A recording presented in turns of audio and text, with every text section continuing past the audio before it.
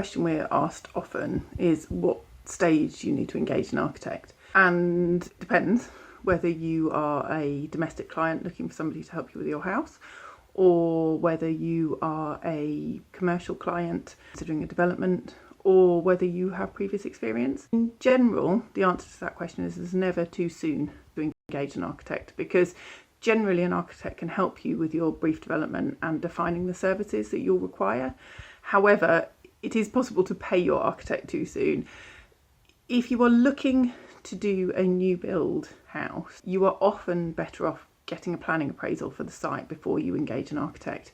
Saying that, you may speak to your architects and decide who you would like to work with before you begin the planning appraisal process, because it will help you align your service. The best way to choose an architect is covered under a different blog post. But once you've decided who it is that you're likely to work with, you can speak to that architect and then advise them that firstly you'll be getting a planning appraisal, either using a planning consultant that you're aware of or through a recommendation from that architect.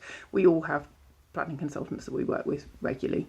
It's usually a cheaper and more thorough way to ascertain the development potential of your site. To get to understand whether you are likely to be able to build a new house on a site, you may well then need to come back to the architect, either through the planning consultant or directly, to have an initial scale and form composed so that you can get pre-app advice from the local authority, but best understood through the context of planning, which will be your biggest hurdle to getting a new dwelling if you've already found a site. More likely, if you're a domestic client, it will be development of your own house, in which case your architect should be your first port of call. An architect can help advise on all of the other appointments.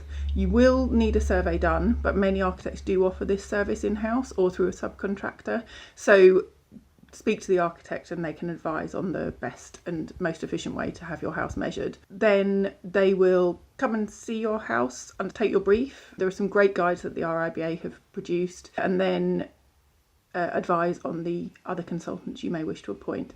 If you're looking at a whole house refurbishment or interested in the thermal performance of your building, which you should be, because energy is only going to get more and more expensive, even if you're not driven by the pressures that the built environment puts on our climate, then you may want to have an energy consultant quite early on. Even if it's not something that you're actively seeking, you will need to have the thermal performance of your extension clarified under an EPC, which is an energy performance certificate. So you will still need to pay an energy consultant to sign off your design, but that again can be managed through your architect.